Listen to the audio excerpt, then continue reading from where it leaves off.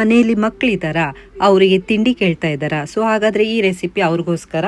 ಮೊದಲಿಗೆ ನಾನು ತಗೊಳ್ತಾ ಇದ್ದೀನಿ ಒಂದು ಬಟ್ಲಲ್ಲಿ ಪೂರಿ, ಕಟ್ ಮಾಡಿರುವಂಥ ಈರುಳ್ಳಿ, ಟಮಟೆ ಹಣ್ಣು ಮತ್ತು ಸೌತೆಕಾಯಿ, ಅದ್ರ ಜೊತೆಯಲ್ಲಿ ಹುರಿದಿರುವಂಥ ಕಡಲೆಬೀಜ, ಕೊತ್ತಂಬರಿ ಮತ್ತು ಹಸಿಮೆಣಸಿನ್ಕಾಯಿ.